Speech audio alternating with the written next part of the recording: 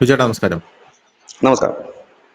നമ്മളിപ്പോൾ ട്രംപിന്റെ താരിഫിൽപ്പെട്ട് ഉഴലുകയാണെന്നൊന്നും പറയാനില്ല. ഇന്ത്യ വളരെ ഗംഭീരമായിട്ട് അതിനെ ടാക്കിൾ ചെയ്യുന്നുണ്ടെന്നാണ് EY റിപ്പോർട്ട് സൂചിപ്പിക്കുന്നത്. ഈ EY റിപ്പോർട്ടിനെ കുറിച്ച് പറയുമ്പോൾ EY റിപ്പോർട്ടിനകത്ത് പറയുന്നത് 2038 ഇന്ത്യ രണ്ടാമത്തെ ലോകത്തിലെ സമ്പദ് വ്യവസ്ഥയായി മാറും എന്നാണ് പറയുന്നത്. പക്ഷെ നമ്മളത് വായിക്കുമ്പോൾ വളരെ നമുക്ക് ലോജിക്കലായിട്ട് നമുക്ക് ഫീൽ ചെയ്യും കേട്ടോ. വളരെ ലോജിക്കലായിട്ടാണ് തോന്നുന്നത്. 2030 ആകുമ്പോഴേക്കും 42.2 ട്രില്യൺ US$ സമ്പദ് വ്യവസ്ഥ, ചൈനയുമായിട്ടുള്ള സമ്പദ് വ്യവസ്ഥയിൽ വലിപ്പത്തിൽ മൂന്നിലാണെങ്കിലും അവരുടെ പ്രായമാകുന്ന ജനസംഖ്യ, വർദ്ധിച്ചു വരുന്ന കടം ചൈനയ്ക്ക് വെല്ലുവിളിയാണ്. ഒന്ന് ജനസംഖ്യ ചൈനയ്ക്ക് വെല്ലുവിളി, പ്രായമായിക്കൊണ്ടിരിക്കുകയാണ് അവിടുത്തെ ആൾക്കാർ, പിന്നെ വർദ്ധിച്ചു വരുന്ന കടം, ഇത് വലിയ വെല്ലുവിളിയാണ്. US ശക്തമായി തുടരും. പക്ഷെ GDP-യുടെ 120%-ലധികം US-ന്റെ കടബാധ്യത അവരുടെ വളർച്ചാ നിരക്കിൽ വലിയ മന്ദഗതി ഉണ്ടാക്കും എന്ന് പറയുന്നു. പിന്നെ അടുത്തത്, ജർമ്മനിയും ജപ്പാനും പുരോഗമിക്കും. ഉയർന്ന ശരാശരി പ്രായവും ആഗോള വ്യാപാരത്തെ വളരെയധികം ആശ്രയിക്കുന്നതും അവരെ നിയന്ത്രിക്കുന്നത് ഇത് രണ്ട് കാര്യങ്ങളാണ്. ഇനി താരിഫ് സമ്മർദ്ദങ്ങൾ മുതൽ വ്യാപാരം മന്ദഗതിയിലാക്കുന്നത് വരെയുള്ള ആഗോള പ്രതിസന്ധികൾക്കിടയിലും ആഭ്യന്തര ആവശ്യകതയെ ആശ്രയിക്കുന്നതും ആധുനിക സാങ്കേതിക വിദ്യകളിൽ വളരുന്ന ശക്തിയും ഇന്ത്യക്ക് കരുത്താകും എന്നാണ് പറയുന്നത്. നമ്മളകത്ത് ആഭ്യന്തര വിപണി അതൊന്ന്, പിന്നെ ആധുനിക സാങ്കേതിക വിദ്യ അതിൽ ആശ്രയിക്കുന്നത് നമുക്ക് കരുത്താകും. നമ്മളിപ്പോൾ ഓപ്പറേഷൻ സിന്ദൂറിൽ തന്നെ കണ്ടതാണ് നമ്മൾ എത്രത്തോളമാണ് ആധുനിക സാങ്കേതിക വിദ്യയെ നമ്മളുടേതാക്കി ആശ്രയിച്ചതെന്ന് പറയുന്നതാണ്. അപ്പോൾ വിപണി വിനിമയ നിരക്കുകളെ അപേക്ഷിച്ച് വാങ്ങൽ ശേഷി അത് അടിസ്ഥാനമാക്കിയാണ് സമ്പദ് വ്യവസ്ഥയെ താരതമ്യം ചെയ്യുന്നത്. അത് ഇന്ത്യക്ക് വളരെയധികം ഗുണം ചെയ്യും. 2025 സാമ്പത്തിക വർഷത്തിൽ ഇന്ത്യയുടെ GDP 14.2 ട്രില്യൺ US$ IMF കണക്കാക്കുന്നു. 3.6 മടങ്ങ്. ഇത് വിപണി വിനിമയ നിരത്തിന്റെ അടിസ്ഥാനത്തിൽ അതിന്റെ വലിപ്പത്തെക്കാൾ വലുതാണ്. ഇന്ത്യ ഇതിനകം തന്നെ US-നും ചൈനയ്ക്കും ശേഷം മൂന്നാമത്തെ വലിയ സമ്പദ് വ്യവസ്ഥയാക്കി ഇത് മാറ്റുന്നു എന്നാണ് പറയുന്നത്. ഇപ്പൊ താരിഫ് വന്നത് ഒന്നും ഒരു വിഷയമല്ല, ഇന്ത്യ കുതിക്കും എന്നാണ് ഇവർ പറയുന്നത്. അപ്പൊ അങ്ങനെയൊക്കെ പറയുമ്പോഴും അതിന് എല്ലാ ഭാഗത്തു നിന്നും തടയിടാനുള്ള ശ്രമങ്ങളാണ് നടക്കുന്നത്. ഇപ്പൊ മോദിക്ക് ഈ ഒരു ഘട്ടം അതിജീവിക്കണം. ഈ ഒരു ഘട്ടത്തെ അതിജീവിച്ചു കഴിഞ്ഞാൽ അദ്ദേഹം വേറൊരു തലത്തിലേക്ക് നമ്മുടെ രാജ്യത്തെ കൊണ്ടുപോകും. കാരണം പിന്നീട് അമേരിക്കയുടെ കെട്ടുപാടുകളില്ല. അപ്പൊ വേറൊരു തലത്തിലേക്ക് നമ്മൾ പോകുമെന്ന് പറയുന്നു. അപ്പൊ ഇതിന്റെ കൂട്ടത്തില് ഞാൻ വളരെ രസകരമായിട്ടുള്ള ഒരു കാര്യം കൂടെ പറഞ്ഞു പോയി. എനിക്ക് പറയാതിരിക്കാൻ പറ്റാത്തത് കൊണ്ടാണ്. അത്രയ്ക്ക് ഞാൻ അത് പറയണമെന്ന് എനിക്ക് തോന്നി. കാരണം ഈ കമ്മികളുണ്ടല്ലോ, കമ്മിക്കുട്ടന്മാര്, ഇവന്മാരുടെ ഇപ്പോഴത്തെ ശല്യം സഹിക്കാൻ വയ്യ. കഴിഞ്ഞ ദിവസം മറ്റേ KK ശൈലജ ഒരു പോസ്റ്റ് ഇട്ടിരിക്കുന്ന കണ്ടു. നരേന്ദ്രമോദി മറുപടി പറയണം ഈ താരിഫ് കൊണ്ടുവന്ന്. അതിന്റെ താഴെ എനിക്കറിയില്ല, ഈ കമ്മ്യൂണിസ്റ്റുകാരായിട്ടുള്ള ആൾക്കാർ വന്ന് കമന്റ് ചെയ്യുന്നു, ടീച്ചർ ഇപ്പൊ പക്ഷേ വളരെ നല്ല രീതിയിലാണല്ലോ മോദിജി ഇതൊക്കെ ഡീൽ ചെയ്യുന്നത്. എനിക്ക് അത്ഭുതം തോന്നി. വളരെ നല്ല രീതിയിലാണല്ലോ ഡീൽ ചെയ്യുന്നത്. അവര് തന്നെ വന്ന്, ഞാൻ ഇങ്ങനെ എടുത്തിട്ട് ആ പോസ്റ്റ് വായിച്ചിട്ട് ഇവര് എന്തൊക്കെ പറയുന്നു, ഒരു മറുപടി കൊടുക്കാന്ന് പറഞ്ഞ് ഫേസ്ബുക്കിൽ ഇങ്ങനെ ടൈപ്പ് ചെയ്യാൻ തുടങ്ങിയപ്പോഴാണ് ഈ ആൾക്കാർ അയക്കുന്ന മറുപടി വായിക്കുന്നത്. അപ്പൊ അവര് തന്നെ പറയുകയാണ്, അതില് ഒരുപാട് ആൾക്കാരുണ്ട്, ഈവൻ മുസ്ലിംസ് പോലും ഉണ്ട് കേട്ടോ മോദിയുടെ ഇത് പറയുന്നത്. അതിന്റെ കൂട്ടത്തിൽ ഇവര് പറയുന്ന വേറൊരു കാര്യമുണ്ട്. ഈ നരേന്ദ്രമോദിക്ക് മനസ്സിലായോ, അമേരിക്ക എന്ന് പറയുന്നത് നമ്മുടെ ശത്രുവാണ്, ചൈനയാണ് യഥാർത്ഥത്തിലുള്ള മിത്രം. അങ്ങനെ ഒരു ആംഗിൾ ഇപ്പോൾ ഒരു സൈഡിൽ നിന്ന് ഇങ്ങനെ പൊട്ടിമുളച്ച് വരുന്നുണ്ട്. ഇവര് പറയുന്നത് മോദി വന്ന ശേഷം ക്വാഡ് എന്ന് പറയുന്ന ഒരു സഖ്യം മോദി അമേരിക്കയുമായി ചേർന്ന് പൊടിതട്ടിയെടുക്കാൻ ശ്രമിച്ചു. അതിനകത്തുള്ളത് ഇന്ത്യക്ക് തികച്ചും അപരിചിതരായിട്ടുള്ള രാജ്യങ്ങളാണ്. ഈ അപരിചിതരായിട്ടുള്ള രാജ്യങ്ങൾ ഉള്ളത് കൊണ്ട് തന്നെ ഇപ്പോ ട്രംപ് പിണങ്ങിയപ്പോൾ അത് അവതാളത്തിലായി. പക്ഷേ നെഹ്റു പണ്ടേ മറ്റേ സഖ്യം ഉണ്ടാക്കി വെച്ചിരുന്ന, എന്താ സഖ്യത്തിന്റെ പേര്, SCO, അതുണ്ടാക്കി വെച്ചിട്ടുണ്ട്. അപ്പൊ അതുകൊണ്ട് മോദിക്ക് ഇപ്പൊ വലിയ പ്രശ്നങ്ങളൊന്നും വരില്ല. ചൈനയുടെ അടുത്ത് പോയി കൈ നീട്ടിയാൽ മതി, ചൈന ഇപ്പൊ സ്വനത്തി തരും എന്നാണ് പറയുന്നത്. ഭയങ്കര സംഭവമാണ്. അതുകൊണ്ട് ഒരു കാര്യം നരേന്ദ്രമോദി വന്നതിന് ശേഷവും ഈ ചൈനയുമായിട്ടുള്ള ബന്ധം ഇങ്ങനെ നല്ല രീതിയിൽ കൊണ്ടുപോകാനുള്ള പ്രധാനപ്പെട്ട കാര്യം, ഇതിനകത്ത് വിവരമുള്ള ഏതോ ഒരു ഉദ്യോഗസ്ഥനുണ്ട്, അയാൾ കാരണമാണ് ഇങ്ങനെ കൊണ്ടുപോയിക്കൊണ്ടിരുന്നത്. അല്ലാതെ ഈ മോദിയുടെ കഴിവൊന്നുമില്ല. ഇപ്പം മോദിക്ക് നെഹ്റുവിന്റെ ആ ഒരു ചിറകിലേറി വിശ്വഗുരു ആവാനുള്ള ഒരു സെറ്റപ്പാണ് ഉണ്ടായിരിക്കുന്നത്. അതുകൊണ്ട് ഷാങ്കായി ഉച്ചകോടിയിലും പോയിട്ട് നല്ല രീതിയിൽ പ്രയത്നിച്ചൊക്കെ വാ, നല്ല രീതിയിലൊരു വിജയമൊക്കെ ആശംസിക്കുന്നു എന്ന് പറഞ്ഞ് കമ്മിക്കുട്ടന്മാരൊരു കുത്തിത്തിരിപ്പ് പോസ്റ്റുമായിട്ട് രംഗത്തെത്തിയിട്ടുണ്ട്. ഞാൻ ഇതിനെപ്പറ്റി ഈ പോസ്റ്റ് കണ്ടപ്പോൾ എനിക്ക് സത്യം പറഞ്ഞാൽ ചിരി വന്നു. ഈ ചൈനയുമായിട്ട് നമ്മളെ ബന്ധിപ്പിക്കുന്നു എന്ന് ഇവർ പറഞ്ഞല്ലോ. ചൈനയുമായിട്ട് ഇന്ത്യ ഇപ്പൊ ചൈനയെ ആശ്രയിക്കാൻ പോകുന്നു എന്ന് പറഞ്ഞല്ലോ.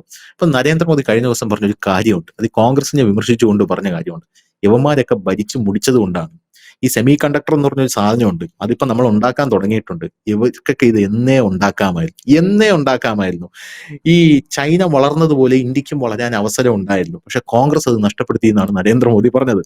ഞാൻ പറയട്ടെ, 1980-കളിൽ ഇന്ത്യയും ചൈനയും സമാനമായിട്ടുള്ള സാമ്പത്തിക നിലയിലായിരുന്നു. ഇന്ത്യയും ചൈനയും സെയിം ആയിരുന്നു സാമ്പത്തിക നിലയിലും. ചൈന തുറന്ന സാമ്പത്തിക പോളിസികൾ, അതായത് സ്പെഷ്യൽ എക്കണോമിക് സോൺസ്, കയറ്റുമതി അധിഷ്ഠിത വളർച്ച 1980 മുതൽ അവർ നടപ്പിലാക്കി. ഇന്ത്യ അതേസമയം ലൈസൻസ് രാഷ്ട്രീയ അസ്ഥിരത, റിഫോംസ് തുടങ്ങിയ കാരണങ്ങളാൽ നമ്മളെ ഇങ്ങനെ പിടിച്ചിങ്ങനെ വലിച്ചുകൊണ്ടിരിക്കുകയായിരുന്നു കോൺഗ്രസ്. പിന്നെ ഇവരുടെ അഴിമതി വേറെ, നമ്മളങ്ങനെ തല കുത്തനെ താഴെ പോയി എന്നുള്ളതാണ്. ചൈന 80s തന്നെ manufacturing infrastructure, global spy chain എന്നിവ അവര് കളം പിടിച്ചു. പോരാത്തതിന് 91-ൽ സാമ്പത്തിക തുറന്നുപോക്ക് വരെ കുത്തനെ വളർച്ച നേടാനായില്ല എന്നുള്ള റിപ്പോർട്ടുണ്ട്. കോൺഗ്രസ് ഭരണകാലത്ത് ചൈനയെ പോലെ നമുക്ക് വളരാൻ സാധിച്ചില്ല. അതിന് കോൺഗ്രസ് പറയുന്ന കാരണങ്ങൾ ഇവിടെ ജനാധിപത്യം ആയതുകൊണ്ടാണെന്നാണ്. ചൈനയിൽ ജനാധിപത്യമില്ല, അവരൊരു കാര്യം നിശ്ചയിച്ചാൽ അത് നടപ്പിലാക്കും. പക്ഷെ ഇവിടെ ജനാധിപത്യം ആയതുകൊണ്ടാണ് നമുക്ക് അങ്ങനെ വളരാൻ പറ്റാത്തത് എന്നാണ് ഇവര് പറയുന്നത്. അങ്ങനെ ഒരുപാട് മണ്ടത്തനങ്ങൾ ഇവന്മാരിങ്ങനെ പ്രചരിപ്പിക്കുന്നുണ്ട്. എന്തായാലും ഈ ഒരു ഘട്ടത്തെ നമ്മുടെ നരേന്ദ്രമോദി അതിജീവിച്ചാൽ അദ്ദേഹം ഒരു കിങ് പിങ് ആയി മാറും ഈ ലോകരാജ്യങ്ങൾക്കിടയിൽ എന്ന് പറയുന്നു. അതിജീവിക്കുമോ നമ്മൾ? വളരെ ബുദ്ധിമുട്ടുള്ള കാര്യമാണ് എന്ന് മനസ്സിലാവുന്നു. അതിജീവിക്കുമോ? ഇപ്പൊ ധനുഷ് നെഹ്റുവിന്റെ കാര്യം പറഞ്ഞുകൊണ്ട് ഞാനൊക്കെ നെഹ്റുവിന്റെ ഒരു പേര് ഉപയോഗിച്ചിട്ട് തന്നെ ഒരുപാട് നാളുകളായി. ഇപ്പൊ കഴിഞ്ഞ ദിവസം ഇത് പറഞ്ഞപ്പോഴേ എനിക്ക് കഴിഞ്ഞ ദിവസം ഒരു സംസാരം നടന്നു. ഞാനൊരു പാർട്ടി എടുത്ത് വെച്ചു, ഈ കോൺഗ്രസ് ഹാൻഡിലുകളിലൊന്നും ഇപ്പം നെഹ്റുവിനെ കാണുന്നില്ലല്ലോ എന്ന് വെച്ചു. അപ്പം ഇപ്പം നെഹ്റു എന്ന് പറയുന്നത് ഇപ്പം ഞങ്ങൾക്ക് വലിയൊരു നാണക്കേടായി മാറിയ കോൺഗ്രസ്സുകാർക്ക്. കാരണം അത്രയും പണികളൊക്കെ ആണല്ലോ പുള്ളി ഒപ്പിച്ചു വെച്ചത്. അതുകൊണ്ട് ഇപ്പൊ നെഹ്റുവിനെ കോൺഗ്രസ്സുകാർ പൂർണ്ണമായി കൈവിട്ടു. ഇപ്പൊ ഇന്ദിരാഗാന്ധിയാണ് ഇപ്പോൾ അവരുടെ സംഭവം. നെഹ്റു ആയിരുന്നൊക്കെ മാറ്റി ഇന്ദിരാഗാന്ധിയാണ്. ഇപ്പൊ നെഹ്റു എന്ന് പറയുന്നത് എന്തോ ഒരു സംതിങ് ഒരു മിസ്റ്റേക്ക് പോലത്തെ ഒരു സാധനമായി കോൺഗ്രസ്സുകാർക്കും തോന്നുന്നത്. പിന്നെ CPM ഇപ്പൊ നെഹ്റുവിനെ എടുക്കുന്നത് കുറ്റം പറയാൻ പറ്റത്തില്ല. കാരണം അവരുടെ പല നേതാക്കൾ ചെയ്യുന്നതും നെഹ്റു ചെയ്തതും ഒരുപോലത്തെ കാര്യമാണ്. അപ്പം കൊള്ളാം, അവർക്ക് പറ്റിയ ഒരു നേതാവ് എന്ന രീതിയിലായിരിക്കാം അവരെടുത്തിരിക്കുന്നത്. കാരണം നെഹ്റുവിന്റെ നയങ്ങളെ ഏറ്റവും കൂടുതൽ എതിർത്തിട്ടുള്ളത് ഇടതുപക്ഷ പ്രസ്ഥാനങ്ങളാണ് ഈ രാജ്യത്ത്. അപ്പൊ അവർ ഏറ്റുപിടിക്കുന്നു എന്നതിൽ തന്നെ അത് CPM ആയതുകൊണ്ട് പ്രശ്നമില്ല. കാരണം അവർ അങ്ങനെയൊക്കെയാണ് ഇപ്പോഴത്തെ അവരുടെ ഒരു അവസ്ഥയും അങ്ങനെയാണ്. കാരണം ദേശീയ രാഷ്ട്രീയ പാർട്ടി എന്നുള്ളത് ഒരു സാങ്കേതികത്വം മാത്രമായി നിൽക്കുന്ന ഒരു രാഷ്ട്രീയ പാർട്ടിക്ക് ദേശീയ തലത്തിൽ കോൺഗ്രസ്സുകാർ പുറന്തള്ളുന്ന നെഹ്റു എങ്കിലും വേണം. കാരണം ഇവരുടെ ഇപ്പോഴത്തെ ഒരു കൾച്ചർ അനുസരിച്ച് വലിയ കുഴപ്പമില്ല നെഹ്റു എടുത്ത് വെച്ച് കഴിഞ്ഞാലും. AKG ഇപ്പുറത്ത് തന്നെ വെക്കാമെങ്കിൽ കുറച്ചുകൂടെ ബെറ്റർ ആയിരിക്കും. അപ്പം ഇങ്ങനെ അതിൽ അവർ പറയുന്നതിൽ വലിയ കുഴപ്പമൊന്നുമില്ല. പക്ഷേ ഇവിടുത്തെ ഒരു പ്രശ്നം എന്തെന്ന് ചോദിച്ചു കഴിഞ്ഞാല്, കൃത്യമായി പറഞ്ഞാൽ ശ്രീ നരേന്ദ്രമോദി അധികാരത്തിലേറുന്നതിന് മുമ്പ് വരെ ഇന്ത്യയിലെ രാഷ്ട്രീയവും ഇന്ത്യയുടെ നയതന്ത്രവും ഇന്ത്യയുടെ വിദേശകാര്യ ബന്ധങ്ങളും ഒക്കെ നിയന്ത്രിക്കുന്നതിൽ അല്ലെങ്കിൽ അവ തീരുമാനിക്കുന്നതിൽ ഇന്ത്യയിലെ മാധ്യമങ്ങൾക്ക് വലിയ പങ്കുണ്ടായിരുന്നു. നമ്മുടെ കേരളത്തിലുള്ള മാധ്യമ പ്രവർത്തകർക്കും സീനിയർ ദേശീയ തലത്തിലുള്ള പ്രിന്റ് മീഡിയസിനുമൊക്കെ വലിയ പ്രാധാന്യം ഉണ്ടായിരുന്നു. ഇവരാണ് തീരുമാനിക്കുന്നത്. അതായത് അമേരിക്കക്കാരെ വിളിച്ചിട്ട് അവിടെ ഡിന്നർ കൊടുക്കും, അവിടുന്ന് പൈസ അയച്ചു കൊടുക്കും പല മാധ്യമ പ്രവർത്തകർക്കും. അവരിവിടെ ഇരുന്നുകൊണ്ട് പറയും അമേരിക്ക പിണക്കരുത്, പിണക്കിയ പണി മേടിക്കും എന്ന് പറയും. അപ്പോൾ ഇവിടെയുള്ള ഭരിക്കുന്ന മുഴുവൻ കള്ളന്മാരായതുകൊണ്ട് അവന്മാർക്ക് ഈ മാധ്യമങ്ങളെ സൂപ്പിച്ച് നിർത്തേണ്ടത് കൊണ്ടും അന്താരാഷ്ട്ര നയതന്ത്ര ബന്ധങ്ങളിലെടുത്ത് ഒരു എന്ത് നയം ഇല്ല, ഒരു ചേരിചേരാ നയം അവിടെയും ഇല്ല ഇവിടെയും ഇല്ല എന്നൊക്കെ പറഞ്ഞൊരു പേരും കൊണ്ട് നടക്കുന്നുണ്ടും അവരിതിനൊക്കെ നിൽക്കുമായിരുന്നു. അപ്പോ അതുകൊണ്ട് ഇന്ന് അങ്ങനെ മാധ്യമപ്രവർത്തകരെ തലവടിക്കൊണ്ട് പോകുന്നൊരു പരിപാടി BJP ഇല്ല. അതിന്റെ ഒരു വലിയ കലിപ്പ് പല മാധ്യമപ്രവർത്തകർക്കുമുണ്ട്. ആ കലിപ്പ് വരാനും ഒരു കാരണമുണ്ട്. കുറഞ്ഞ പക്ഷം നമ്മുടെ ഇന്ത്യൻ പ്രധാനമന്ത്രി വിദേശത്തൊക്കെ പോകുമ്പോൾ 84 മാധ്യമപ്രവർത്തകരാണ് കൂടെ കൊണ്ടുപോകുന്നത്. ഇവർക്കൊക്കെ ആ രാജ്യങ്ങളിൽ 7 സ്റ്റാർ ഹോട്ടലിൽ താമസം, മദ്യം, ഫുഡ് അങ്ങനെ അർമാദിച്ച് നടന്നിരുന്നവരാണ്. മോദി കയറിയതിനു ശേഷം ഒരൊറ്റ മാധ്യമപ്രവർത്തകരെയും കൊണ്ടുപോകാറില്ല. കാരണം അതിന്റെ ആവശ്യമില്ല. കാരണം ആവശ്യമുള്ളവർ സ്വന്തം കാശിന് അവിടെ വന്ന് നിങ്ങൾക്ക് എടുത്തോണ്ട് പോകാം, അല്ലാതെ ഞാൻ നിങ്ങളെ കൊണ്ടുപോകേണ്ട കാര്യം. അതായത് ഈ പാർലമെന്റിന്റെ ഇടനാഴിയിൽ തൂങ്ങിപ്പിടിച്ച് നിന്ന് കാര്യം സാധിച്ചിരുന്ന അല്ലെങ്കിൽ ഈ രാജ്യത്തെ തന്നെ ഇളക്കി മറിച്ചിരുന്ന ആ മാധ്യമപ്രവർത്തകരെയൊക്കെ തൂത്തെറിഞ്ഞു. പിന്നീട് നാം കണ്ടത് ഒരു ഇന്റർനെറ്റ് വിപ്ലവം വരികയും സോഷ്യൽ മീഡിയ ശക്തമാവുകയും ചെയ്തു. അന്ന് ഇവിടെ മൂടപ്പെട്ടിരുന്ന അല്ലെങ്കിൽ അടിച്ചമർത്തി വെച്ചിരുന്ന ഒരു മാധ്യമവർഗ വിഭാഗം ഉണ്ടായിരുന്നു. സത്യം വിളിച്ചു പറയുന്ന ഒരു മാധ്യമവർഗ വിഭാഗം, ഇത് തെറ്റാണ് ഈ നയങ്ങളൊക്കെ എന്ന് പറയുന്നൊരു വിഭാഗമുണ്ട്. അത്തരം മാധ്യമ പ്രവർത്തകരൊക്കെ സോഷ്യൽ മീഡിയയിലൂടെ രംഗത്ത് വരികയും ശക്തരാകുകയും ചെയ്തതോടുകൂടി ഈ പറയുന്ന മാധ്യമ പുങ്കവന്മാരുടെ കള്ളത്തരങ്ങളെല്ലാം പൊളിഞ്ഞ് അടുങ്ങാൻ തുടങ്ങി. സോഷ്യൽ മീഡിയ ശക്തമായതോടുകൂടി ഈ രാജ്യത്തിന്റെ യൂത്തിന് കാര്യങ്ങൾ വ്യക്തത വരാൻ തുടങ്ങി. അതുകൊണ്ടാണ്, ഇല്ല എങ്കിൽ ഇവരൊക്കെ കൂടെ നമ്മളെ കള്ളം പറഞ്ഞു കൊന്നേനെ. ഇവരൊക്കെ പറഞ്ഞ അമേരിക്കയെ പിണക്കി കഴിഞ്ഞാൽ ഇന്ത്യ തകർന്നു പോകുമെന്ന്. അങ്ങനെ തകർന്നു പോകണമെങ്കിൽ ഇന്ത്യ 1970 തൊട്ട് തകരേണ്ടതാണ്, 65 തൊട്ട് തകരേണ്ടതാണ്. 65-ൽ നമുക്ക് ഭക്ഷ്യവസ്തുക്കൾ തരാതിരുന്ന ഒരു രാജ്യമാണ് അമേരിക്ക. അതിനുശേഷം നമ്മളും അവരുമായി ഒപ്പുവെച്ച കരാർ അടിസ്ഥാനത്തിലുള്ള ആയുധങ്ങൾ കാർഗിൽ യുദ്ധസമയത്ത് നമുക്ക് നൽകാതിരുന്ന ഒരു രാജ്യമാണ് അമേരിക്ക. കാർഗിൽ യുദ്ധസമയത്ത് നമ്മുടെ സൈന്യത്തിന് വേണ്ട GPS സംവിധാനങ്ങൾ നൽകാതിരുന്ന ഒരു രാജ്യമാണ് അമേരിക്ക. 74 നമുക്കെതിരെ ഉപരോധം പ്രഖ്യാപിച്ച രാജ്യമാണ് നമ്മൾ പിച്ച വെച്ച് തുടങ്ങുമ്പോൾ. 74 നമ്മുടെ ഒന്നാം ആണവ പരീക്ഷണം നടന്നപ്പോൾ 74 ഈ അമേരിക്ക നമുക്ക് ഉപരോധം പ്രഖ്യാപിച്ചു. നമ്മുടെ ആണവ പരീക്ഷണങ്ങളെല്ലാം പിന്മാറി അവർ അതിൽ നിന്ന് തന്നെ. ഇന്ത്യയോട്ട് ഞങ്ങൾ കൂട്ടില്ല എന്ന് പറഞ്ഞു. നമുക്കറിയാം, നമ്മൾ സ്വന്തമായിട്ടൊരു ക്രയോജനിക് എഞ്ചിൻ റഷ്യയുടെ സഹായത്തോടുകൂടി വികസിപ്പിക്കാനായിട്ട് ഒരുങ്ങിയപ്പോൾ അതിന് മുൻകൈയെടുത്ത് നിന്ന് നമ്പി നാരായണൻ എന്ന് പറയുന്ന നല്ലൊരു ശാസ്ത്രജ്ഞനെ പെണ്ണ് കേസിൽ കുടുക്കി. കാരണം കേരളത്തിന് അന്നും ഇന്നും ഈ പെണ്ണ് കേസിൽ വീക്ക്നെസ്സാണ്. നോക്കിക്കോളൂ, ഈ കേരളത്തിൽ വലിയ അഴിമതി നടക്കും. ഏതെങ്കിലും മാധ്യമങ്ങൾ അത് ഫോളോ അപ്പ് ചെയ്തിട്ട് വാർത്തയാക്കാറുണ്ടോ, പരമ്പരയാക്കാറുണ്ടോ? ഇല്ല. ഇവിടെ വലിയ പ്രശ്നങ്ങൾ, വലിയ ഈ തീവ്രവാദ പ്രവർത്തനങ്ങൾ ഈ കേരളത്തിൽ നടക്കാറുണ്ട്. ആരെങ്കിലും വാർത്തയാക്കുന്നുണ്ടോ? ഇല്ല. ഏതെങ്കിലും ഒരു പെണ്ണ് കേസ് ഉണ്ടെന്ന് പറഞ്ഞു കഴിഞ്ഞാൽ മാസങ്ങളോളം ആ പെണ്ണിന്റെ വീട്ടിൽ തമ്പടിച്ച് കിടന്നിട്ട് അവൾ ഇടുന്ന വസ്ത്രത്തിന്റെ കളർ വരെ റിപ്പോർട്ട് ചെയ്യുന്ന രീതി. കാരണം എന്തോ ഒരുപക്ഷെ അത് ശരിക്കും നമ്മൾ മലയാളികളെ ശ്രദ്ധിക്കേണ്ട ഒരു കാര്യമാണ്. വലിയ ലൈംഗിക ദാരിദ്ര്യമുള്ളവരാണ് മലയാളികളെന്ന് മറ്റുള്ളവരെ കൊണ്ട് പറയിക്കുന്ന ഇടത്തിലേക്കാണ് ചെല്ലുന്നത്. ഇതിനു മുമ്പ് ഒരു സോളാർ നായിക എത്തി. കേരളത്തിലെ മുഖ്യധാരാ മാധ്യമങ്ങൾ 45 ദിവസമാണ് പ്രൈം ടൈം. അന്ന് ഞാൻ മുഖ്യധാരാ മാധ്യമങ്ങളൊന്നിൽ വർക്ക് ചെയ്തൊരു വ്യക്തിയാണ്, എനിക്കറിയാം. 45 ദിവസമാണ് നൈറ്റിലെ ഈ പ്രൈം ടൈമിൽ അത് ചർച്ച ചെയ്തത്, ഒരു പെണ്ണിന്റെ അഭിസാര കഥകൾക്ക് വേണ്ടിയിട്ട്. ആ ഒരു ഈ വിഷയത്തിൽ എന്തായിരുന്നു ഈ ഖജനാവിനുണ്ടായ നഷ്ടം? ഈ ഖജനാവിനൊരു നഷ്ടവും ഉണ്ടായില്ല. അഭിസർപ്പ കഥകൾ മെനയുക, അഭിസാര കഥകൾ മെനയുക, അതിനകത്താണ് അഭിരമിക്കുകയാണ്. ആ നമ്പിനാരായണനെതിരെ കൊണ്ടുവന്നതും ഒരു പെണ്ണുകേസായിരുന്നു. പെണ്ണുകേസം എന്ന് പറഞ്ഞാൽ കമന്ന് വീഴുകയും ലീവ് എടുത്ത് ടിവിയുടെ മുമ്പിൽ കുത്തിരിക്കുകയും ചെയ്യുന്ന ഒരു സമൂഹമുണ്ടെന്നുള്ള കാര്യം അറിയാവുന്നത് കൊണ്ടാണ് ഇതേപോലെ കൊണ്ടുവരുന്നത്. എന്നിട്ട് എന്താണ് സംഭവിച്ചത്? നമ്മൾ വികസിപ്പിക്കുന്ന ആ ക്രയോജനിക് എഞ്ചിന്റെ സാങ്കേതിക വിദ്യ തടയാൻ അമേരിക്കയ്ക്ക് കഴിഞ്ഞു. അതായത് അമേരിക്ക ഇട്ടുകൊടുക്കുന്ന ചില എല്ലും കഷ്ണം കടിച്ചുകൊണ്ട് ആ മാധ്യമങ്ങൾ അപ്പോൾ അന്ന് തൊട്ട് അന്നും പണി നടത്തുന്നുണ്ടെന്ന് ഇപ്പൊ നിങ്ങൾക്ക് മനസ്സിലായില്ലേ? ഇന്നും ആ പണി തന്നെയാണ് വിജയം. പക്ഷെ ഇന്ന് അവർക്ക് വിജയിക്കാൻ കഴിയാത്തത് എന്തുകൊണ്ടെന്ന് ചോദിച്ചാൽ, അമേരിക്കയുടെ ഫണ്ട് വാങ്ങിയിട്ടായാലും അല്ലെങ്കിൽ മറ്റേതെങ്കിലും ഫണ്ട് വാങ്ങിയിട്ടായാലും ഇന്ത്യക്കെതിരെ കള്ളക്കഥകൾ മെനയുമ്പോൾ അത് പൊളിച്ചെടുക്കുവാൻ മുൻകാലങ്ങളിൽ ഇവർ അടിച്ചൊതുക്കി വെച്ചിരുന്ന ഒരു വിഭാഗം മാധ്യമ പ്രവർത്തകരുണ്ട്. അവരുടെ എണ്ണം വരലെണ്ണാന്നേ ഉള്ളൂ. ഇപ്പോ അങ്ങനെയുള്ള മാധ്യമ പ്രവർത്തകർ രംഗത്തെത്തുന്നു. അവർക്ക് പിന്തുണയുമായിട്ടൊരു യുവതലമുറ കൂടി രംഗത്തെത്തിയപ്പോഴാണ് ഇവർ പൊളിയുന്നത്. ഇവരൊരു ഫേസ്ബുക്ക് പോസ്റ്റ് ഇട്ടാൽ 2 മിനിറ്റിന്റെ ആയുസേ ഉള്ളൂ. വിവരമുള്ളവൻ അതിന്റെ താഴെ വന്ന് ഡീറ്റെയിൽസ് ആയിട്ടൊരു സാധനം ഇട്ട് കൊടുക്കും. അതോടി പൊളിഞ്ഞു പോകും മുതിർന്ന മാധ്യമ പ്രവർത്തകൻ തള്ളിക്കൊണ്ടുവരുന്നവന്റെയൊക്കെ. ഇവരെല്ലാം ചെയ്യുന്ന ഇവരുടെ ധാരണ ഇപ്പോഴും ഇവർ പഴയ ലെവലിലാണ്. ഞങ്ങൾ പറയുന്ന കള്ളത്തരം ഇവർ തൊണ്ട തുടങ്ങാതെ വിഴുങ്ങുമെന്ന്. ഇന്നിപ്പോൾ 2 വട്ടം ഇന്ത്യക്കെതിരെ ഉപരോധം പ്രഖ്യാപിച്ച് അത് നടപ്പിൽ വരുത്തിയ രാജ്യമാണ് അമേരിക്ക. അതല്ലാതെ ഇന്നലെ വന്ന് ട്രംപ് അല്ല. ഇനി ട്രംപിന്റെ കാര്യം കൂടെ പറഞ്ഞുതരാം. അത് തെറ്റിദ്ധാരണയുണ്ട് ആൾക്കാർക്ക്. ഈ മോദിയായിട്ട് ഭയങ്കര സുഹൃത്തായിരുന്നു.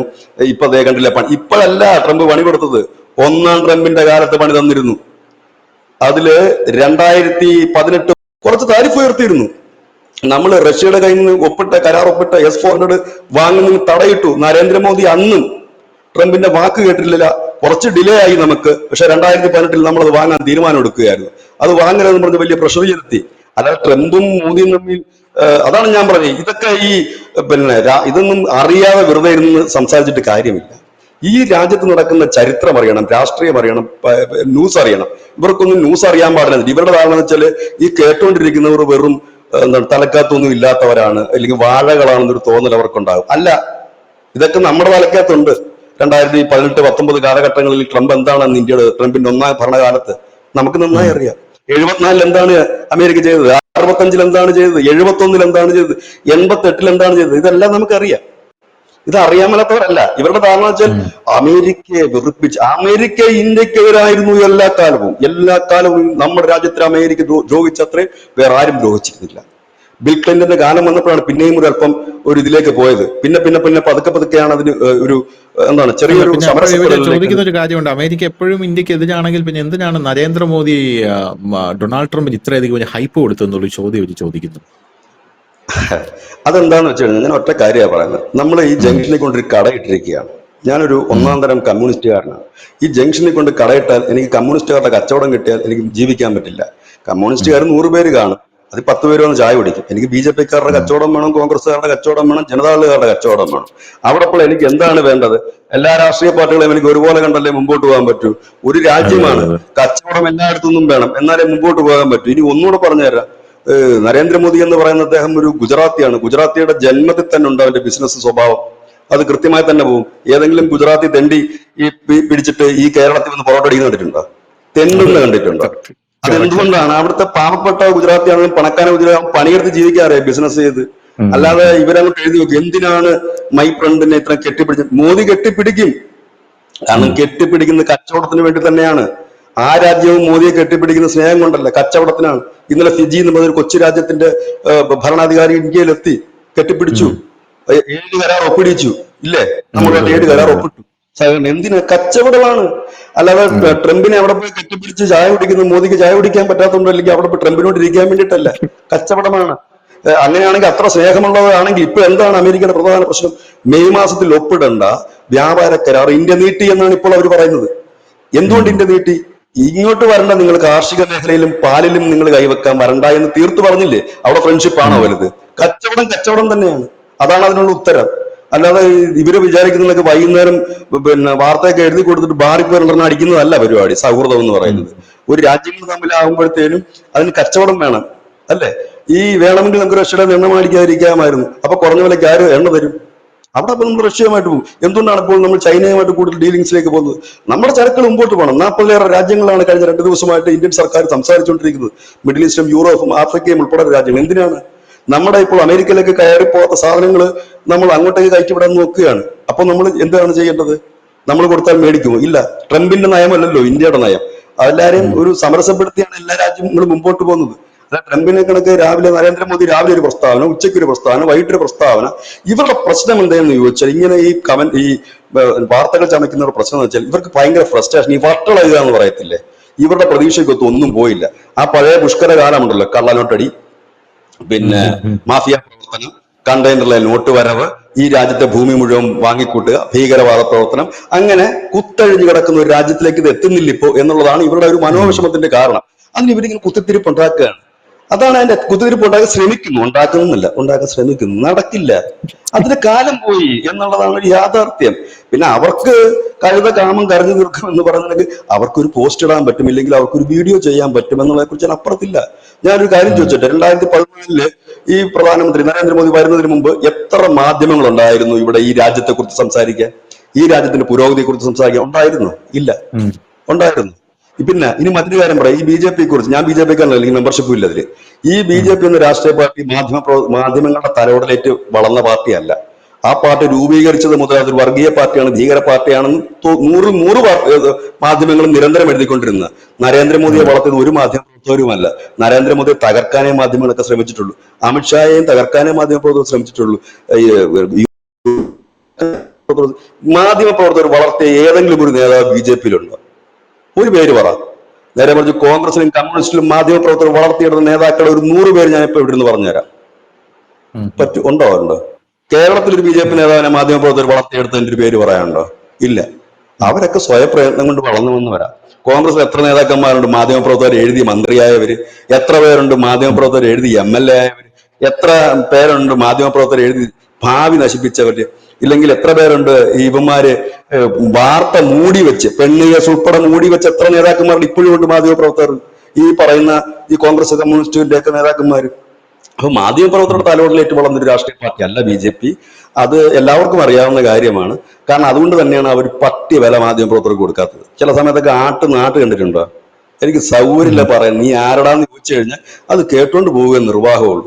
കാരണം ഇതൊന്നും അല്ലാത്ത സമയത്ത് അധികാരവുമില്ല, കേവലം 2 MP-മാരുള്ള സമയത്തും അവരെ വളഞ്ഞു നിന്ന് കല്ലെറിഞ്ഞവരാണ് ഈ മാധ്യമപ്രവർത്തകർ. അതുകൊണ്ട് തന്നെ അവർക്കും ആ രീതിയിൽ തന്നെ മൈൻഡ് ചെയ്യാതെ പോകാൻ പറ്റും. അത് സുരേഷ് ഗോപി അത് പറയുന്നത് കേട്ടപ്പോ ഈ അടുത്ത് എവിടെയോ അദ്ദേഹം മാധ്യമപ്രവർത്തകർ ചോദിച്ചു, നീ ആരാ എനിക്ക് സൗകര്യമില്ല പറയാൻ എന്ന് പറഞ്ഞപ്പോൾ ഞാൻ അങ്ങനെ ആലോചിച്ചു. മുൻപ് അതായത് നമ്മൾ ഈ ഒരുപാട് വേദന അനുഭവിച്ച് വന്നൊരു ഒരു പ്രസ്ഥാനം, ഇല്ലെങ്കിൽ വേദന അനുഭവിച്ചു വന്നൊരു നേതാവ് ഒടുവിൽ അവന് പൊട്ടിത്തെറിക്കേണ്ടി, കാരണം അയാൾക്ക് കിട്ടിയിട്ടില്ല പിന്തുണ. ഞാൻ ചോദിച്ചിട്ട് സുരേഷ് ഗോപിയെ പിന്തുണച്ച് എത്ര മാധ്യമങ്ങൾ എത്തിയിട്ടുണ്ട്? അപമാനിക്കാനും അവഹേളിക്കാനും അല്ലായിരുന്നു ഇവിടെ നടന്നിട്ടുള്ളത് മുഴുവൻ. ഇപ്പോഴും അങ്ങനെയാണ് ചെയ്യുന്നത്, അല്ലെ? അങ്ങനെ പിന്നെ എന്തിനാണ് ഇവരുടെ ആവശ്യം? എന്നിട്ടും അതിനെ അതിജീവിച്ച് കയറിയില്ലേ?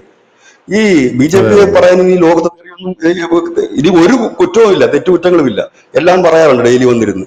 അവർ അതിനെ അതിജീവിച്ച് ജനങ്ങളുടെ അംഗീകാരത്തോട് വന്നു കഴിയുമ്പോൾ മാധ്യമങ്ങളെ ഭയക്കണമെന്ന് പറഞ്ഞാൽ അവർ പറയുമ്പോൾ പണി നോക്കണമെന്ന് പറയും. അതാണ് ഇവിടെ സംഭവിക്കുന്നത്. അതാണ് ഇവരുടെ ഒരു രോഗം. ഞങ്ങളെ അംഗീകരിക്കുന്നില്ല, ഞങ്ങളെ കാണുമ്പോൾ തൊഴുന്നില്ല, മുണ്ടഴിച്ചിടുന്നില്ല. ചെയ്യില്ല, അവർ ചെയ്യരുത് ബി ജെ പിക്കാരെന്നാണ് എന്റെ അഭിപ്രായം. കാരണം ബി ജെ പി ഉം. ഈ മാധ്യമങ്ങൾ തലോടിലെട്ടി വന്ന പാർട്ടിയല്ല. കാരണം മാധ്യമങ്ങൾ മാത്രമല്ല, ഈ നമ്മളെ കണക്കുള്ള കുറെ മാധ്യമ പ്രവർത്തകർ അടിച്ചമർത്തപ്പെട്ടവരാണ് ഈ മാധ്യമ ഫീൽഡിൽ, സത്യം പറയാതെ. കാരണം അതിന് മുകളിലായിരുന്നു ഇവരുടെയൊക്കെ നീക്കങ്ങളും ശ്രമങ്ങളും ഒക്കെ. ഒരുപാട് പേരുണ്ട് അങ്ങനെ. അവരൊക്കെ ഇപ്പൊ പബ്ലിക്കായിട്ട് വന്നിട്ട് യാഥാർത്ഥ്യങ്ങൾ വിളിച്ചു പറയുന്ന നിലയിലേക്ക് എത്തിച്ചത് നരേന്ദ്രമോദിയല്ലേ. അപ്പൊ അങ്ങനെയുള്ള ഒരുപാട് ഉം. കാര്യങ്ങളുണ്ട്. അപ്പം ഇതാണ് ഞാൻ പറഞ്ഞത്. ഇന്നിപ്പോ എക്കണോമിക് വാച്ച്, അതാണ് ഇപ്പൊ ധനുഷ സൂചിപ്പിച്ച ആ റിപ്പോർട്ട്, എക്കണോമിക് വാച്ചിന്റെ പുതിയ ലക്കത്തിൽ, ഈ ആഗസ്റ്റ് ലക്കത്തിൽ അവരുടെ റിപ്പോർട്ട് വന്നിരിക്കുന്നു. അതിൽ പറയുന്ന കാര്യം 2020 ആകുമ്പോഴേക്കും 2030 ആകുമ്പോഴേക്കും ഇന്ത്യയുടെ വളർച്ച അല്ലെങ്കിൽ എക്കണോമി 20.7 ട്രില്യണിലേക്ക് എത്തുന്നു. 2038 ഉം. ആകുമ്പോൾ, നരേന്ദ്രമോദി പറയുന്നത് 2047 പറയുന്നത്, പക്ഷെ ഇതിൽ പറയുന്നു 2038 ആകുമ്പോഴേക്കും അത് 34.2 ട്രില്യണിലേക്ക് എത്തുന്നു. അതായത് നിലവിൽ യുഎസിന്റെ സാമ്പത്തിക അവസ്ഥയിലേക്ക് എത്തുന്നു. ഇതിനെന്താണ് കാരണം? അതും കൂടെ ഉം. നമുക്കൊന്ന് പറഞ്ഞുകൊണ്ട് അവസാനിപ്പിക്കാം. കാരണം എല്ലാവരും ഇവിടെ എപ്പോഴും പറയാറുണ്ട് മോദി ജനസംഖ്യാ നിയന്ത്രണം നടപ്പാക്കണമെന്ന്. ഒരിക്കലും നടപ്പാക്കരുത് എന്നാണ് ഞാൻ പറയുന്നത്. മോദി ഉം. ജനസംഖ്യാ നിയന്ത്രണം നടപ്പാക്കരുത്. ഞാൻ അതിന് ഉദാഹരണം പറഞ്ഞു തരാം. നമ്മുടെ ചൈനയിൽ, ജപ്പാനിൽ, ചൈനയിൽ എന്താണ് അവർ പറഞ്ഞത്? നാം രണ്ട് നമുക്കൊന്ന്. പിന്നീട് പറഞ്ഞു നാം രണ്ട് നമുക്ക് വേണ്ട എന്ന് പറഞ്ഞു. എന്താണ് ഇപ്പോൾ അവർ അനുഭവിക്കുന്നത്? യൂത്ത് ഇല്ല രാജ്യത്ത്. ഇപ്പൊ വീണ്ടും കുട്ടികളെ ഉണ്ടാക്കാൻ പറഞ്ഞപ്പം അവിടുത്തെ സ്ത്രീകൾ അതിനോട് വിമുഖത കാണിക്കുകയാണ്. അതിന് ഈ കുട്ടികൾ ഉണ്ടാകാതിരിക്കാനുള്ള ആ ഒരു പ്രിക്കോഷൻ എടുത്തതിന്റെ ഫലമായിട്ട് കുറച്ച് ഗർഭം ഉണ്ടാകാതിരിക്കുന്നു കുറച്ചു പേർക്ക്. ഇന്നെന്ത് പറ്റി? യൂത്ത് ഇല്ല അവിടെ. അവിടെ ഉള്ളത് പ്രായമായവരാണ്. അവർ പ്രായമായിക്കൊണ്ടേയിരിക്കും. പ്രായമായ ഒരു ഇടത്തേക്ക് വലിയ ബിസിനസ്സുകൾ വരാറില്ല, എക്കണോമി വളരില്ല അവിടെ. ജപ്പാനിൽ നോക്കൂ, പ്രായമുള്ളവരാണ് കൂടുതൽ. ലോകത്തെല്ലായിടത്തും പ്രായമുള്ളവരുടെ സംഖ്യ കൂടുമ്പോൾ ഇന്ത്യ യൂത്തിന്റെ സംഖ്യ കൂടുകയാണ്. 55% യൂത്താണ് ഇന്ന്. എന്തുകൊണ്ടാണ് ഇൻസ്റ്റാഗ്രാമിൽ ഏറ്റവും കൂടുതൽ ഫോളോവേഴ്സും ഇൻസ്റ്റാഗ്രാമിൽ എന്ന് പറയുന്ന ആ ഒരു പ്ലാറ്റ്ഫോമിൽ ഏറ്റവും കൂടുതൽ പൈസ കിട്ടുന്ന രാജ്യമായി ഇന്ത്യ മാറിയത്? ഇവിടുത്തെ യൂത്തിന്റെ യൂത്ത്. കരുത്താണ്. ആ യൂത്തിന് കൊണ്ട് 80%, ലോകത്തിലെ 80% പരസ്യങ്ങൾ യൂത്തിന് വേണ്ടിയിട്ടാണ്. ആ യൂത്തിന്റെ പരസ്യത്തിൽ നിന്നാണ്. ടിക്ടോക്ക് ഒരു ദിവസം ഇന്ത്യ ഉണ്ടാക്കിയിരുന്ന 65,000 കോടി രൂപയാണ്. എന്തിനാണ് ടിക്ടോക്ക് വന്നപ്പോ ഉം. ഇന്ത്യയിൽ അവർ ഓളമായി മാറിയത്? യൂത്താണ് ഇവിടെ. ചില ആൾക്കാരൊക്കെ ചോദിക്കില്ല, യൂട്യൂബിൽ എന്തിനാണ് കയറിയിരിക്കുന്നത്? യൂട്യൂബിൽ ഓസിന് കയറിയിരിക്കുന്നതല്ല. യൂട്യൂബിൽ നമുക്ക് ഈ പ്ലാറ്റ്ഫോം എന്തിനാണ് ഗൂഗിൾ ഉണ്ടാക്കിയിരിക്കുന്നതെന്ന് വെച്ചാൽ ഗൂഗിളിന് പൈസ ഉണ്ടാക്കാൻ വേണ്ടിയിട്ടാണിത്. ഇന്ത്യക്കാരന്മാരാണ് ഏറ്റവും കൂടുതൽ ഈ ഗൂഗിൾ സെർച്ച് ചെയ്യുന്നതും ഒപ്പം തന്നെ ഈ പറയുന്ന യൂട്യൂബ് കാണുന്നതും, യൂട്യൂബ് കണ്ടന്റ് ക്രിയേറ്റേഴ്സ്. ഞാൻ അതിന്റെ ഒരു ശരാശരി കണക്ക് ഇന്നലെ കമന്റ് ഇട്ട ഒരാൾക്ക് കൊടുത്തു. അയാൾ കമന്റും കൊണ്ട് പോയി. അതിന്റെ കാര്യം $100 കിട്ടുക. ഞാനൊരു കണക്ക് പറഞ്ഞു. $100 ഒരു ഇതിന്, അതായത് നമുക്ക് ഒരു പരസ്യത്തിലേക്ക് എത്ര രൂപയാണ് കിട്ടുന്നതെന്ന് ഗൂഗിൾ പറയാറില്ല. ഈ കാണുന്ന നമ്മുടെ ഉം. പ്രേക്ഷകർ ഓരോരുത്തരും ആ ഈ യൂട്യൂബ് കാണുമ്പോൾ അതിൽ കൂടെ വരുന്ന പരസ്യങ്ങളിൽ നിന്ന് നല്ല വരുമാനം ഗൂഗിൾ ഉണ്ടാക്കുന്നുണ്ട്, യൂട്യൂബ് ഉണ്ടാക്കുന്നുണ്ട്. അവരത് പറയുന്നില്ല എത്ര കിട്ടുന്നതെന്ന്. അവരുടെ കണക്കനുസരിച്ച് നമുക്ക് അവർ 50% തരുന്നു എന്നാണ് തരുന്നുണ്ടോ ഇല്ലയോ നമുക്കറിയില്ല, കിട്ടുന്നുണ്ട്. ഇതിന്റെ ഉം. 15% US ടാക്സും കൂടെ പിടിച്ചിട്ടാണ് അവർ എല്ലാ മാസവും ഈ പണം തരുന്നത്. അതായത് ഓസിന് ഉം. സായിപ്പ് ഇന്ത്യക്കാരന് എന്റെ കുളിയും ചിരിയും ഇടാൻ വേണ്ടിയിട്ട് തുടങ്ങിയ പ്ലാറ്റ്ഫോം അല്ല യൂട്യൂബ്. ഈ യൂട്യൂബിൽ നിന്ന് ഇന്ത്യക്കാരൻ ബോയ്ക്കോട്ട് ചെയ്താൽ യൂട്യൂബ് നഷ്ടത്തിൽ പോകും, വൻ നഷ്ടത്തിൽ പോകും, തകർന്ന് തരിപ്പണമായി പോകും. അത് യൂട്യൂബ് കണ്ടതാ. എപ്പോഴാണെന്നറിയാവോ? ടിക്ടോക്ക് ഇന്ത്യയിലേക്ക് വന്നു, താഴെ പോയി ഈ മെറ്റയും അപ്പൊ പറഞ്ഞ ഈ യൂട്യൂബും തകർന്നു പോയി. അവര് ഇന്ത്യയില് ഈ ഉം. ടിക്ടോക്ക് നിരോധിച്ചില്ലായിരുന്നെങ്കിൽ ഇന്ന് ലീഡിങ് ചെയ്യുന്ന ഈ ഇൻസ്റ്റാഗ്രാം ഒന്നും വരില്ല, അതിന് മുകളിലേക്ക് പോകുന്ന ടിക്ടോക്ക് ആയിരുന്നു. ഇനി അവർ അതെ രണ്ടാമതൊരു അതെ. വരവോടെ വന്നാലും ഇത് സംഭവിക്കും. അപ്പൊ അത് അതിന്റെ ഉം. കാര്യമാണ്. അപ്പം നമ്മൾ ഈ പറയുന്നില്ലേ, അമേരിക്ക ഈ ആമസോണിൽ കൂടെയാണ് നമ്മുടെ കാര്യങ്ങളൊക്കെ ഇവിടെ വാങ്ങുന്നത്. നാളെ ഇന്ത്യക്കാർ തീരുമാനിച്ചാൽ ഉം. മതി, ആമസോണിൽ കൂടുതൽ കാര്യങ്ങൾ എനിക്ക് വേണ്ട, ഗൂഗിൾ പേ കൂടെ ഞാൻ ഇനി പൈസ ചെയ്യുന്നില്ല, തീരുന്നു. ഗൂഗിൾ പേയിൽ എത്ര പേരുള്ള? 50 കോടി പേരാണ് ട്രാൻസാക്ഷൻ ഉള്ളത്. അവരൊരു തീരുമാനം എടുത്താൽ ഞങ്ങൾ വേണ്ട, ഗൂഗിൾ വേണ്ട. കാരണം ഇപ്പൊ ഒരുപാട് ബാങ്കുകൾ ഇപ്പൊ തുടങ്ങിയിട്ടില്ലേ ഈ സിസ്റ്റം, SBI ഉം. വരെ ഉം. ഉം. തുടങ്ങിയിട്ടുണ്ട്. ഉം. ഇപ്പൊ QR കോഡൊക്കെ അതെ അതെ. സ്കാൻ ചെയ്ത് ഞങ്ങൾ വേണ്ടെന്ന് തീരുമാനിച്ച് തീരാനുള്ളതേ ഉള്ളൂ. നഷ്ടമാർക്കാണ്, അവർക്കാണ്. അല്ലാതെ ഉം. ഈ സുഡാപ്പിനോട് ചോദിക്കുന്ന നിനക്കൊക്കെ നാണമില്ല ഫേസ്ബുക്കിൽ ഇരിക്കാനുള്ള ചോദ്യം ഇന്ത്യക്കാരനോട് ചോദിക്കാൻ കഴിയില്ല. കാരണം ഇന്ത്യക്കാരന്റെ പണമാണ് അതിൽ കൂടുതൽ വീഴുന്നത്. സായിപ്പിന്റെ ഇൻകം ഇന്ത്യക്കാരന്റെ പണമാണ്. അതെല്ലാം നമുക്ക് ചാറ്റാൻ വേണ്ടിയിട്ടല്ല ഇതൊന്നും ഉള്ളത്, നമുക്ക് ആനന്ദിക്കാൻ വേണ്ടിയിട്ടില്ല, അവർക്ക് പൈസയ്ക്ക് വേണ്ടിയിട്ടാണ് അതുള്ളത്. അതുകൊണ്ടാണ് അവർ കെട്ടും പടമൊക്കെ മടക്കി ഇവിടെ എത്തിയിരിക്കുന്നത്. ഇത് പിരിച്ചുവിടുമെന്നാണ് പറയുന്നത്. അങ്ങനെ സുന്ദർ പിച്ചെ ഉം. മുതൽ ഉം. അവർക്ക് പിരിച്ചുവിടേണ്ടി വരും ഗൂഗിളിൽ. ഉം. 30-35% ഇന്ത്യക്കാരാണ്, അത് മൊത്തം പിരിച്ചുവിടേണ്ടി വരും. ഇത് എവിടത്താണ് പറയുന്നത്? അപ്പൊ ഉം. ഇത് കണക്കുള്ള വിരട്ടിലും വിലപേശലും ഒന്നും വേണ്ടാന്ന് ഇന്ത്യൻ ജനത തന്നെ ധൈര്യത്തിൽ പറയുന്നത് അവന് ഈ ചരിത്രങ്ങൾ അറിയാവുന്നത് കൊണ്ടാണ്, ഇല്ലെങ്കിൽ അവന് കാര്യങ്ങൾ അറിയാവുന്നുണ്ട്. അതിന് മറുപടി നൽകാൻ മോദി ഒന്നും വേണമെന്നില്ല, സാധാരണപ്പെട്ടവൻ മറുപടി നൽകാൻ കഴിയും. കാരണം ഇതാണ് അതിന്റെ കണക്കും, ഇതാണ് അതിന്റെ കാര്യങ്ങളും. ചുമ്മാ അമേരിക്ക അമേരിക്ക എന്ന് പറഞ്ഞാൽ വരളാൻ ആളുണ്ടാകും. അതാണ് എസ് ജയശങ്കർ പറഞ്ഞത്. അമേരിക്ക എന്ന് കേട്ടാൽ പേടിക്കുന്ന രാജ്യങ്ങളുണ്ടാകും, അക്കൂട്ടത്തിൽ നിങ്ങൾ ഇന്ത്യയെ കണക്ക് കൂട്ടരുത് എന്ന് പറയുന്നതിന്റെ കാര്യവും അതാണ്. ഇവിടെ ഇപ്പോൾ നരേന്ദ്രമോദി നടത്തുന്നത് കച്ചവടത്തിന് വേണ്ടി തന്നെയാണ്. നാളെയും ചിലപ്പോൾ ട്രംപിനെ കെട്ടിപ്പിടിച്ചെന്നിരിക്കാം ഈ പ്രശ്നങ്ങൾ തീരുമ്പോൾ. ചിലപ്പം UK-യുമായിട്ട് നമുക്ക് 30 വർഷമായിട്ട് അകന്നു നിന്ന ബന്ധമല്ലേ ഇപ്പോൾ ശരിയായത്. നാളെ മാറി മറിയാം. ചൈനയുമായിട്ട് നമ്മൾ ഇപ്പം സ്നേഹത്തിൽ പോകുന്ന ആരെങ്കിലും ചിന്തിച്ചിരുന്നതാണ്? ഇപ്പൊ ബൈമാരായില്ലേ, നാളെ പിണങ്ങാം. അതാണ് രാഷ്ട്രീയം, അതാണ് ഒരു രാജ്യത്തിന്റെ നയതന്ത്രം എന്ന് പറയുന്നത്. ഇണങ്ങാം, ഇത് സ്വാഭാവികമാണ്. അതല്ലാതെ നമ്മുടെ അയൽക്കാരെ പോലെ, അല്ലെങ്കിൽ നമ്മൾ കോളേജിൽ പഠിക്കുന്ന സ്റ്റുഡൻസിനെ പോലെ പെർമനന്റ് ഇണക്കവും ഇല്ല. ഇത് ഒരു രാഷ്ട്രത്തിന്റെ വിഷയമാണ്, 140 കോടി ജനത്തിന്റെ വിഷയമാണ്, അല്ലാതെ നരേന്ദ്രമോദിയുടെ പേഴ്സണൽ കാര്യമല്ല. കുറഞ്ഞ പക്ഷം നമ്മളൊരു അഭിപ്രായം പറയുമ്പോൾ ഇങ്ങനെയുള്ള ഒരു ലോജിക്കൽ കാര്യമെങ്കിലും മനസ്സിലാക്കുക. രാജ്യം വേറെ വ്യക്തി വേറെ എന്നെങ്കിലും മനസ്സിലാക്കാൻ കഴിയാത്തവരെ കുറിച്ച് നമ്മൾ എന്ത് പറയാനാണ്?